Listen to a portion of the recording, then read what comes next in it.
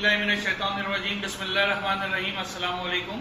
क्या हाल है भाई स्टूडेंट्स, आपके ठीक ठाक हैं, खैरियत से हैं? Welcome to the lecture number 16 है ये हमारा लेक्चर। और पिछले लेक्चर्स में हमने प्रैक्टिकल्स किए थे, अगर आपको याद हो तो एक वर्नियर कैलिपर और स्क्रू गेज का प्रैक्टिकल मैंने आपको कराया था। आज हम शुरू करेंगे चैप्टर नंबर 4। चैप्टर नंबर 4 का जो हमारे पास उन्वान है, जो नाम है, वो है मोशन एंड फोर्स। ठीक है बेटा, मोशन एंड फोर्स। अब यहाँ पे हमें जो बात याद रखनी, देखिए मोशन तो हमने पिछले चैप्टर 3 में भी देखा, मोशन क्या होता है। अगर आपको याद हो, क्विकली एक रिव्यू करें, the body is changing its position with respect to the surrounding, तो we can say that body possess the motion. Body ने जो है मोशन की, अगर अपनी पोजीशन को चेंज करे एक पॉइंट से दूसरे पॉइंट सराउंडिंग के हिसाब से। ठीक है, उसके बाद हमने उसकी 3 इक्वेशंस भी पढ़ी थी, Vf is equal to VIT plus half AT square, और दूसरी कौन सी थी भाई, S is equal to VIT plus half AT square, और थर्ड इक्वेशन कौन सी थी, 2AS is equal to VF square minus VI square. ठीक है, ये 3 हमने इक्वेशंस भी पढ़ी थी पिछले चैप्टर के अंदर, और उम्मीद है कि आपको बहुत अच्छे से, मैंने बताया था आपको कि फर्स्ट ईयर सेकंड ईयर में भी बहुत सारी चीजें इसमें से रिपीट होने वाली है। आज जो चैप्टर हम करेंगे इसमें से एक आर्टिकल तो as it is first year में भी आपको डिटो नजर आएगा, और उसके बाद उसका एडवांसमेंट नजर आएगा, वो आगे हम पढ़ेंगे मोशन ऑफ अ स्ट्रिंग के बारे में। ठीक है, तो लेट्स स्टार्ट टुडेज लेक्चर और चैप्टर नंबर 4 के बारे में। इधर मोशन तो हमारे लिए familiar word is, the new word which we are encountering right now is a force. Force क्या होता है, तो एक तो आपकी स्क्रीन के ऊपर जो है डेफिनेशन आ रही है, force is the agent. Force क्या है, एक एजेंट है। एजेंट क्या होता है, नुमाइंदा, किसी का नामजद नुमाइंदा। Force is an agent which changes the और tends to change the state of rest and motion of a body, and it could also destroy or tend to distort the shape of a body to which it is applied। ठीक है, ये तो मैंने reading कर दी, लेकिन समझाना क्या है इसमें, फोर्स है क्या चीज, how we define the force. Force क्या है, एक एजेंट है, एक नुमाइंदा है, जो कि बॉडी की करंट स्टेट को चेंज कर देता है। फॉर एग्जाम्पल, आप खड़े में, पीछे से आपके भाई ने आके धक्का दिया, हेलो इमरान, इस तरह से करके, तो आप एकदम से हिल गए, क्यों, क्योंकि उसने फोर्स लगाई। उस फोर्स की वजह से आपको क्या हुआ, आप अपनी रेस्ट की हालत में थे और you are changing it position, आप रेस्ट से किस में आ गए, मोशन में आ गए। और गाड़ी पे जब ब्रेक हम अप्लाई करते हैं तो दरअसल गाड़ी हमारी मूव कर रही होती है, और ब्रेक लगाते ही हम क्या करते हैं, उसको रोकने की कोशिश करते हैं, यानी रेस्ट में लाने की कोशिश करते हैं। तो इनफैक्ट फोर्स क्या है, फोर्स इज अ एजेंट, जो एजेंट है, जो बॉडी की करंट स्टेट, चाहे वो रेस्ट में हो चाहे वो मोशन में हो, उसको चेंज करने की कोशिश करता है। इफ इट अप्लाइड, अगर वो चीज लगाई जाए, यानी कि फोर्स उस बॉडी के ऊपर, तो उसकी करंट स्टेट चेंज होने की कोशिश करती, या अदर वर्ड्स में क्या लिखा गया, उसका वो शेप चेंज कर देता है। अम्मी आटा गूंद रही हैं, आटे में पानी मिला लिया, पानी मिला के आटे की एक लई बना ली, और उस लई के ऊपर जब अम्मी अपने हाथों से फोर्स लगाती है तो लई की शेप चेंज होती रहती है। समझ आ रही है, बिल्कुल आसान सी कॉमन सी एग्जांपल मैंने आपको बता दी। गाड़ी को आपने धक्का लगा दिया, फोर्स लग गई। इसी तरीके से खेल खेलती हैं लड़कियां, खो खो गेम, एक आया दूसरे को धक्का दिया, खो आगे मूव कर गया वो, तो लिहाजा क्या हुआ, रेस्ट की हालत को चेंज करके मोशन की हालत में आ गया। मेरा ख्याल है फोर्स अब समझ में आ गया होगा। फोर्स क्या होता है, force is equal to the agent which tends to change the current position of a body। ठीक है, इतनी आसान सी डेफिनेशन मैंने बता दी। करंट पोजीशन, अब बॉडी इज इन रेस्ट तो वो मोशन में आ जाएगी, मोशन में तो रेस्ट में आ जाएगी। और अगर खाली वो कोई सॉलिड चीज है, तो अगर फोर्स उस पर उससे ज्यादा हैवियर लग जाती है, तो वो उसकी शेप को डिस्टॉर्ट कर सकती है, चेंज कर सकती है। यहाँ तक क्लियर है बेटा, बात समझ में आ रही है। जब फोर्स आपको समझ में आ गया, तो फोर्स के साथ और भी जो हमारे पास चीजें, इसका यूनिट भी होता है, मेजरमेंट यूनिट भी होता है, चीजें भी होती हैं, उनको भी हम जरा सा देखते हैं। आगे हम लॉ भी पढ़ने वाले हैं, न्यूटन के 3 लॉज, उन तीनों लॉज को भी देखेंगे। लेकिन आपने एग्जाम के पॉइंट ऑफ व्यू से इसको मिक्स नहीं करना बेटा, कि 3 इक्वेशंस ऑफ मोशन जो हमने पिछले चैप्टर में पढ़ी थी, और 3 लॉज पर अगर एग्जाम में आता है न्यूटन के, तो वो ये वाले करेंगे जो आज हम सीखेंगे। और अगर न्यूटन की इक्वेशंस ऑफ मोशन की आपसे बात करते हैं, तो इक्वेशन ऑफ मोशन वो करेंगे जो चैप्टर 3 में हम ऑलरेडी पढ़कर आ चुके हैं। ठीक हो गई बात, आगे बढ़े। अब चूंकि फोर्स जो है बेटा क्या है, हमारे पास एक वेक्टर क्वांटिटी है, इसकी डायरेक्शन है ना। ये एक सांप खड़े हुए थे, देखिए अगर बोर्ड पे, तो ये एक सांप खड़े हुए हैं, ठीक है, और ये इनके ऊपर दूसरे साहब ने किसी ने फोर्स लगाई। फोर्स लगाने की वजह से इन्होंने अपनी पोजीशन ए पॉइंट से चेंज करके कहाँ पे आ गई, ये बी पे अब इनकी नई पोजीशन वो कहाँ आ जाएगी, यहाँ पे आ जाएगी। अब ये नई पोजीशन इनकी होगी। समझ में आ रही बात? ये तो फोर्स की एक खास डायरेक्शन हमें नजर आ रही है और फोर्स के वजह से बॉडी का कुछ मास होता है, उस पर फोर्स लगाई जाएगी। अगर इसको हल्के से हवा छुए, अगर ये इतने जितने ककड़ी पहलवान ये नजर आ रहे हैं, इतने ककड़ी पहलवान ना हो तो ये हिलेंगे भी नहीं, टस से मस भी नहीं होंगे। लेकिन अगर जो है क्या कहते हैं, ये एक थोड़ा सा प्रेशर इनके मास से ऊपर लग जाएगा तो लिहाजा फिर वो बॉडी मूव करेगी। तो हमें एक बात ये समझ में आ रही है कि फोर्स जो है वो डायरेक्टली प्रोपोर्शनल है किसके, मास के। और दूसरे लफ्जों में फोर्स किसके डायरेक्टली प्रोपोर्शनल है, जितनी फोर्स लगेगी बॉडी उतनी तेजी से मूव करेगी। ऐसे ही है ना, पिछले चैप्टर में हमने इस टर्म को बॉडी की movement, change in the position with respect to the time, हमने चेंज इन द वेलोसिटी पढ़ा था। वो क्या किसके बराबर था, एक्सेलरेशन के बराबर था। तो यहाँ पे फोर्स की दो, अभी मैं लॉ नहीं पढ़ा रहा, लॉ में इसकी स्टेटमेंट डिफरेंट है, अभी सिर्फ ये समझा रहा हूँ फोर्स क्या है। तो फोर्स की एक डायरेक्टली प्रोपोर्शनल किसके, मास के। जितना मास होगा फोर्स उसके ऊपर उसी अकॉर्डिंगली जो है वो अमल कर रही होगी। ठीक है, अगर मास बहुत ज्यादा हैवी है और फोर्स कम है आपके पास तो वो बॉडी को मूवमेंट नहीं करेगी, बॉडी की पोजीशन को चेंज नहीं करेगी। ये बिल्कुल ऐसी ही बात है कि एक मोटे से आदमी को आके एक दुबला पतला सा आदमी टकरा जाए तो शायद हल्का सा तो वो हिले, आदमी वाइब्रेट तो हो, लेकिन वो अपनी पोजीशन नहीं चेंज करेगा। तो फोर्स जो है डिपेंड करती है मास के ऊपर, और फोर्स की वजह से उतना एक्सेलरेशन, जितना ज्यादा फोर्स लगेगी उतना बॉडी का डिस्प्लेसमेंट और एक्सेलरेशन बढ़ेगा। तो force is directly proportional to the acceleration. इनको कंबाइन करते हैं तो force is equal to M A. ये मैं आपको डायरेक्ट फार्मूला बता रहा, आया कहां से ये हम अगले न्यूटन के लॉ में डिस्कस करेंगे, लेकिन फिलहाल यहाँ पे फार्मूले के पॉइंट ऑफ व्यू से बेटा पढ़ें तो ये चीजें। तो फोर्स किसके बराबर है, एम ए। और आप याद रखने के लिए माँ को तो याद रखते ही है ना, माँ के कदमों में जन्नत है, तो ये वही वाली माँ नहीं है भाई। ये force is equal to mass into acceleration. ये आपकी स्क्रीन पे भी इस वक्त नजर आ रहा है, स्लाइड्स में भी दिख रहा है, यहाँ पे भी दिख रहा है। फोर्स किसके बराबर है, मास इनटू एक्सेलरेशन। और याद रखने के लिए फोर्स क्या है, माँ के बराबर है आपके पास।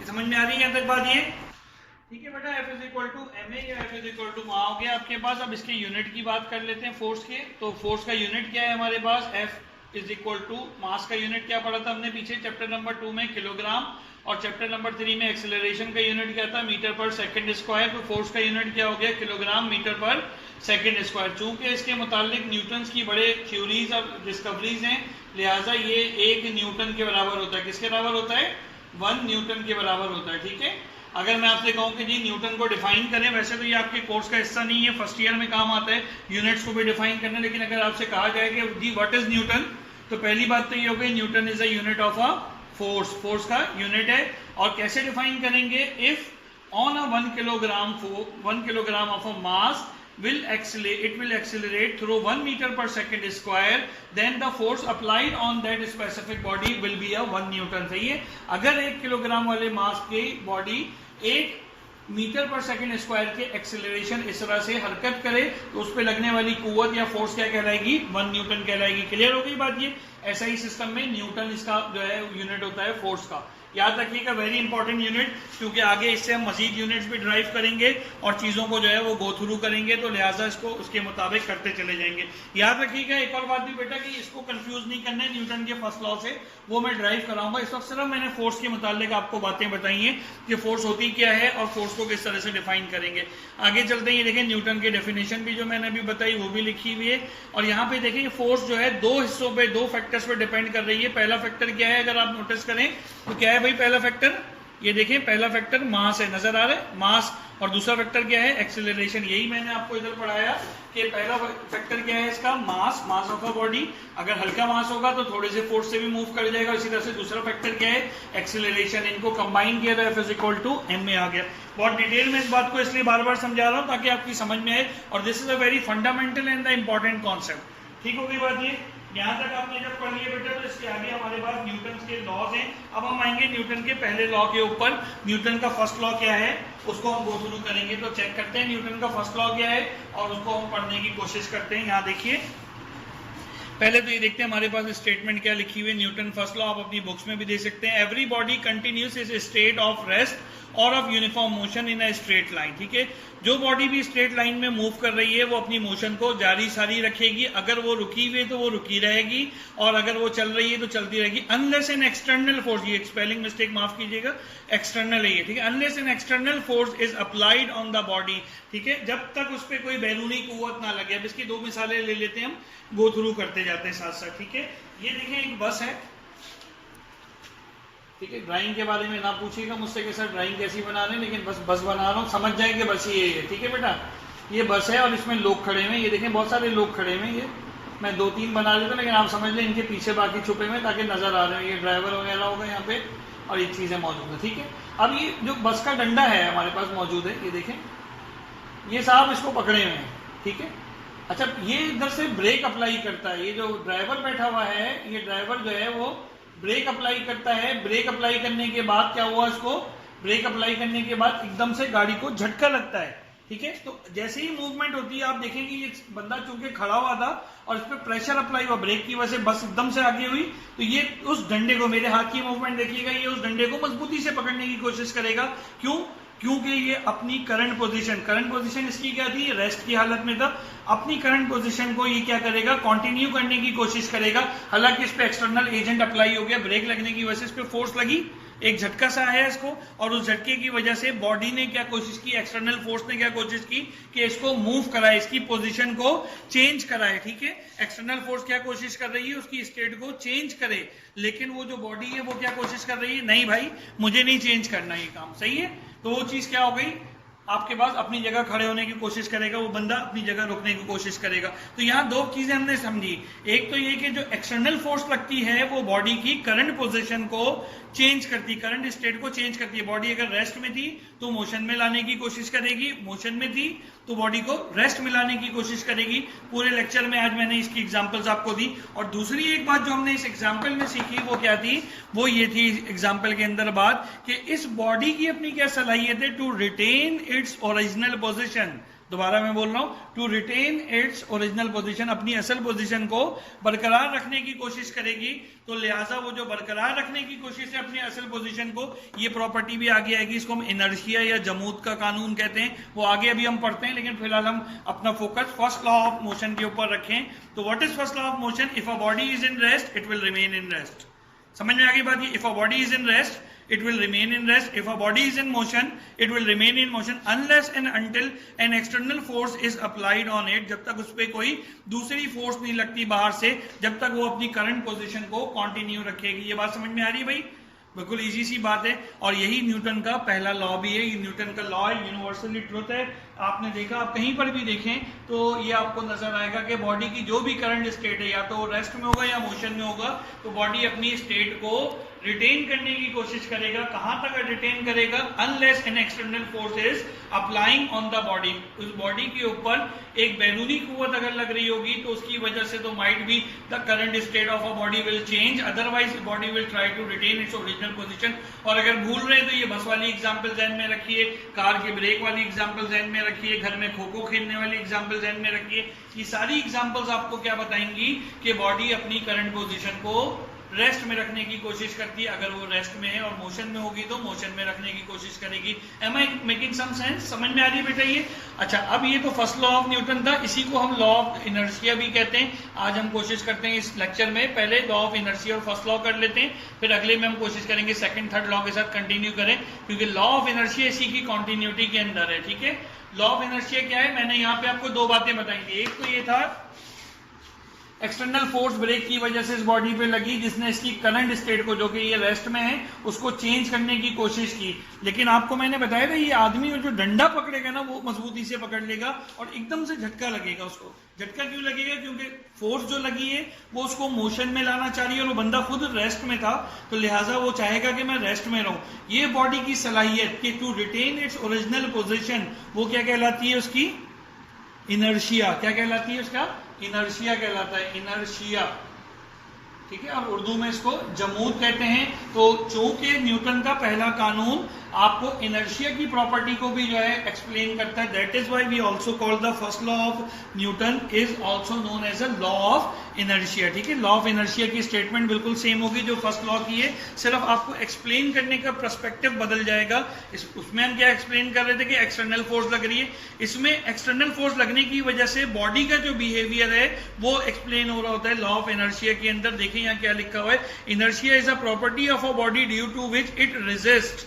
नजर आ रहा है बेटा ये आपको, इट रेजिस्ट क्या करता है, ये रेजिस्टेंस करता है against any change in this, अपने ऊपर लगने वाली जो भी चेंज है, अगर वो रुका हुआ है तो वो चाहेगा मैं रुका रहा हूं, है ना। जैसे आप लोग हैं अभी नहीं पढ़ना चाह रहे तो आप चाहेंगे कि हम ना ही पढ़े तो बेहतर है, लेकिन अम्मा अब्बा क्या चाहते हैं कि न्यूटन का पहला लॉ लगाते हैं और आपको आगे एक जोर से लगाते हैं तो आपका लॉ ऑफ इनर्शिया उससे हल्का पड़ जाता है। आपका F इज इक्वल टू जो M है तो आपका भी आवाज निकलती है माँ, तो वो माँ की वजह से फिर आप लोग पढ़ना शुरू हो जाते हैं। समझ में आया, याद रहेगा, थोड़ा सा फनी बनने की कोशिश कीजिए। आई बिलीव कि बहुत ज्यादा नहीं आप खुश हुए होंगे इस फनीनेस से, लेकिन कॉन्सेप्ट इज पावर। तो कॉन्सेप्ट आपको समझ में आया कि नहीं आया कि law of inertia is also known as the first law of Newton और ये चीजें। ठीक है, नेक्स्ट में हम पढ़ेंगे इंशाल्लाह सेकंड लॉ ऑफ न्यूटन और उसको जो है आगे लेके चलेंगे फर्स्ट लॉ तक। अगर कोई बात आपको समझ में ना आई हो तो let me know. Till then आपका होमवर्क क्या है, you need to write the two things. पहली चीज ये differentiate between motion and rest. सही है। सवाल नंबर 2 जो है हमारे पास वो क्या है इसके अंदर, what is force, explain its unit. ठीक है, जिस तरह से मैंने एक्सप्लेन किया स्लाइड्स में सारे आंसर्स मौजूद हैं वो आपने करने। थर्ड ये कि explain the first law of Newton और इसी का बी पार्ट है वाई फर्स्ट लॉ, वाई मैंने पूछा क्यों कहा जाता है, आप ये तो कह सकते हैं कि कहा जाता, आपने ये देखना है कि why first law of Newton is also known as a law of inertia. ये 3 सवाल आपके होमवर्क हैं, इन तीनों क्वेश्चंस को आपने करना है एंड इंशाल्लाह लेक्चर नंबर 16 में आपसे मुलाकात होगी विद द 17 के अंदर आपसे मुलाकात होगी विद द क्या भाई, जल्दी से बताओ यार, मैं तो बिजी चल रहा होता हूँ तो जहन में से रह जाता है। With the second and third law of Newton and rest of the derivation, उसको हम गो थ्रू करेंगे। टिल देन अपना ख्याल रखें, टेक केयर, अल्लाह हाफिज।